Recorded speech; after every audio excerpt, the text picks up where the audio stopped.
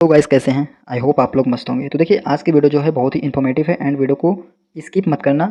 आज जो informative video इसलिए मैं बना रहा हूँ, इसलिए मैं इन्फॉर्मेटिव वीडियो कह रहा हूँ क्योंकि जो अर्थशास्त्र है, व्यष्टि अर्थशास्त्र, इसका सारांश आज मैं आपको बताने वाला हूँ। ठीक है, तो देखिए वीडियो में बने रहना एंड वीडियो को स्किप मत करना और इसे आप नोट्स के तौर पर इसे यूज भी कर सकते हो। ओके, तो इसमें नो प्रॉब्लम, आप नोट्स के तौर पर इसे यूज कर सकते हो। तो देखिए सारांश की बात करने वाले हैं। ओके, किसकी बात करने वाले हैं? सारांश की।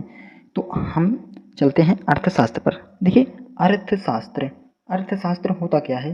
अर्थशास्त्र होता क्या है? पहली बात ये आ जाती है कि अर्थशास्त्र होता क्या है। देखिए मानवीय, जिसे हम इंग्लिश में इकोनॉमिक्स बोलते हैं। क्या आपको इकोनॉमिक्स, इकोनॉमी एंड इकोनॉमिक में डिफरेंट पता है? नहीं पता, तभी आपको आगे पता होने वाला है। बहुत ही सीक्रेट पॉइंट है इकोनॉमिक्स, इकोनॉमी एंड इकोनॉमिक, बहुत ही सीक्रेट पॉइंट है। ठीक है, मैं आपको आगे बताने वाला हूँ। तो देखिए पहले इकोनॉमिक्स देख लेते हैं। इकोनॉमिक्स आप समझ लोगे तो इकोनॉमिक्स से समझ लोगे, और इकोनॉमी समझ लोगे और इकोनॉमिक्स समझ लोगे तो आपको डिफरेंट खुद ही पता चल जाएगा। ठीक है, देखिए मानवीय व्यवहार का विज्ञान है जिसका संबंध दुर्लभ।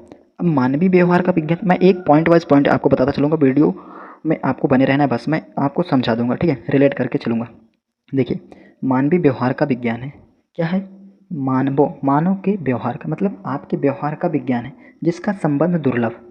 अब दुर्लभ क्या होता है? मेन पॉइंट आता है दुर्लभ होता क्या है। तो दुर्लभता ही इसी को बोलते हैं। ठीक है, तो दुर्लभ देखिए वह स्थिति जिसमें संसाधनों की मांग संसाधनों की पूर्ति से अधिक होती है, उसे ही हम दुर्लभ कहते हैं। अब देखिए कैसे, जैसे कोई चीज़ है मांग, ठीक है, एंड पूर्ति, राइट, पूर्ति। तो मांग क्या है? अधिक है। मतलब हमारे पास 10 पेन हैं लेकिन इसकी मांग क्या है? 15। ठीक है, इसकी मांग 15 है, तो इसे ही दुर्लभता बोलते हैं। ओके, तो इसे ही हम दुर्लभता बोलते हैं। तो आपको समझ में आ गया होगा। संसाधनों या साधनों को इस प्रकार बंटवारा करना है उपभोक्ता। उपभोक्ता कौन होता है? अब उपभोक्ता होता कौन है जी? जैसे कि आप हो, आप किसी चीज़ का यूज कर रहे हैं, उपभोग कर रहे हैं, तो आप ही उपभोक्ता हो गए। ओके, तो आप भी उपभोक्ता हो चुके, राइट। को संतुष्टि उत्पादक को अधिकतम लाभ तथा समाज को अधिकतम सामाजिक कल्याण की प्राप्ति हो सके। समझ में आया? सामाजिक कल्याण की प्राप्ति हो सके, राइट। चलो आगे देखते हैं।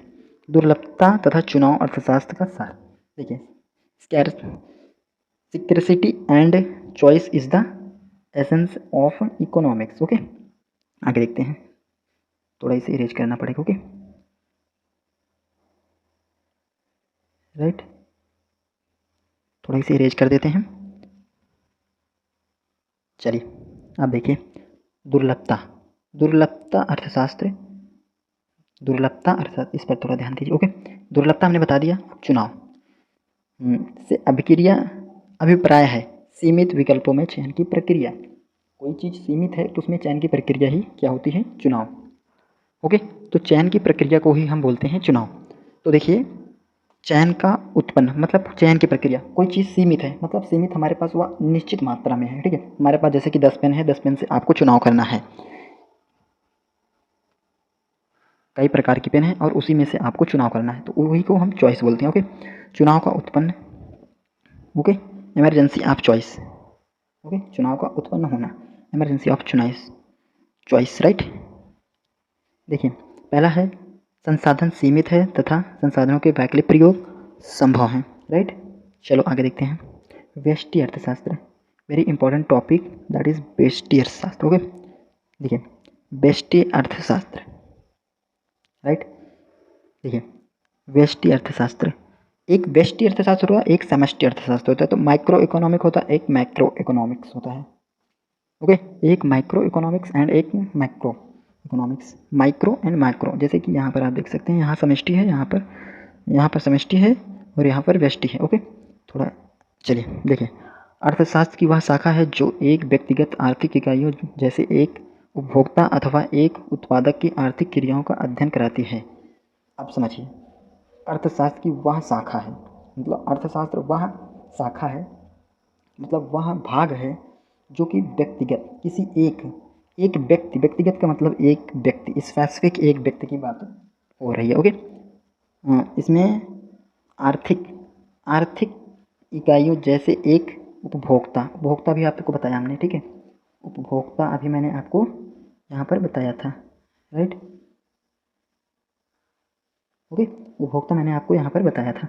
अथवा एक उत्पादक आर्थिक क्रियाओं का अध्ययन करती है। उदाहरण, वस्तु कीमत निर्धारण या साधन कीमत निर्धारण की समस्या। वस्तु कीमत निर्धारण या साधन निर्धारण की समस्या। ओके, तो आपको समझ में आ गया होगा। चलो आगे चलते हैं। देखिए, अब समष्टि अर्थशास्त्र देखते हैं। ओके, समष्टि अर्थशास्त्र, राइट। समष्टि अर्थशास्त्र मैक्रो इकोनॉमिक्स अर्थशास्त्र की वह शाखा है जो एक संपूर्ण अर्थव्यवस्था, मतलब एक संपूर्ण अर्थव्यवस्था से संबंधित आर्थिक क्रियाओं से अध्ययन कराती है। अर्थव्यवस्था में बेरोजगारी संबंधी समस्याएं, मतलब एक पूरे देश की समस्याओं को मतलब पूरी देश क्या, जैसे भारत है तो किसी एक भारत की संपूर्ण अर्थव्यवस्था के बारे में अध्ययन किया जाता है, मतलब उसके अर्थव्यवस्था के बारे में जाना चाहता है। ओके, तो ये समष्टि अर्थशास्त्र होता है, ठीक है। ओके, अब वास्तविक अर्थशास्त्र देखते हैं। वास्तविक अर्थशास्त्र पॉजिटिव इकोनॉमिक्स उन आर्थिक मुद्दों के अध्ययन से संबंधित है जिनकी सत्यता को जांचा जा सकता है। वास्तविक मतलब सच सच होता है। ओके, सच सच, तो वास्तविक मतलब इसमें सत्य की जांच होती है। ओके, चलिए आगे देखते हैं। आदर्शात्मक अर्थशास्त्र, आदर्शात्मक अर्थशास्त्र। ओके, आदर्शात्मक अर्थशास्त्र यानी नॉर्मेटिव इकोनॉमिक्स उन आर्थिक मुद्दों के अध्ययन से संबंधित है जिनमें कथन, मूल्यांकन अथवा विचार सुझाव निहित हैं तथा जो विवादास्पद हैं। ओके, विवादास्पद हैं, राइट। क्या है? विवादास्पद हैं। अब देखिए, अर्थशास्त्र अर्थव्यवस्था ये हो गई। अब हम करने वाले हैं बाजार अर्थव्यवस्था। Very important topic and very very very important. 3 topic इसके अंतर्गत आ जाते हैं। ओके, इसके अंतर्गत 3 टॉपिक आते हैं, आप देख सकते हैं, राइट। चलिए देखिए, बाजार अर्थव्यवस्था, मार्केट इकोनॉमी। इकोनॉमी एक स्वतंत्र अर्थव्यवस्था है जिसमें आर्थिक क्रियाओं पर मांग तथा पूर्ति की बाजारी शक्तियों का नियंत्रण होता है। मैं इसको आप अच्छे से समझाता हूँ, समझना।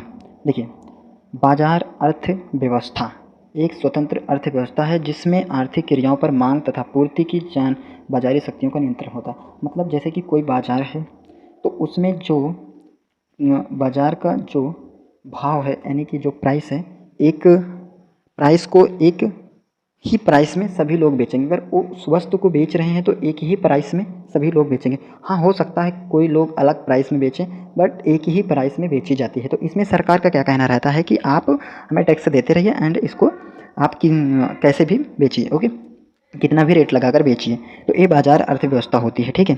तो इसमें शक्तियों का कौन सा, बाजारी शक्तियों का नियंत्रण होता है। मतलब बाजार वाले कितना भी चाहें बढ़ा दें, कितना भी चाहें कम कर दें, तो इस बाजार शक्तियों का नियंत्रण होता है। ओके, अब केंद्रीय नियोजित अर्थव्यवस्था क्या होता है, अब इसको समझने का प्रयास कीजिए। केंद्र नियोजित अर्थव्यवस्था, इसमें क्या होता है, सेंट्रली प्लान्ड इकोनॉमी, वह अर्थव्यवस्था जिसमें आर्थिक क्रियाओं किसी केंद्र अधिकारी अथवा सरकार का। इसमें क्या होता है, इसमें सिंपल दैट मीन्स इसमें किसी अधिकारी या सरकार का नियंत्रण होता है। इस सरकार के द्वारा इसकी प्राइस को तय किया जाता है, सरकार के द्वारा तय किया जाता है, ये इतने में बिकेगा, ये इतने में चलेगा। तो एक केंद्रीय नियोजित अर्थव्यवस्था है। ओके, समझाया, राइट। चलो अब देखिए, अब मिश्रित अर्थव्यवस्था, मिक्सड इकोनॉमी, वह अर्थव्यवस्था है जिसमें आर्थिक क्रियाओं, बाजार शक्तियों का भी नियंत्रण होता है एंड परंतु इसमें सरकार को नियमित की जाती है, ठीक है। मतलब सरकार द्वारा इसमें नियमित की जाती है। अधिकतर आधुनिक अर्थव्यवस्था मिश्रित अर्थव्यवस्थाएं हैं, ठीक है। तो इसमें सरकार का भी योगदान रहता है एंड आर्थिक क्रियाओं का भी, आर्थिक क्रिया बाजार शक्तियों का भी नियंत्रण की जाती है, ठीक है। मतलब वो तय कर देगा और आपको बेचना पड़ेगा इतने में। तो ये होता है मिश्रित अर्थव्यवस्था। ओके, तो दैट मीन्स आपको समझ में आ गया होगा। सो फ्रेंड, अगर कोई मुझसे गलती हो गई तो आप माफ़ करना। मैं बेस्ट से बेस्ट कर रहा हूँ प्रयास आपको कॉन्टैक्ट प्रोवाइड करने को। तो मिलते हैं नेक्स्ट वीडियो में। Okay, bye bye, take care, जय हिंद दोस्तों, और लाइक करना मत भूलना। Okay, bye.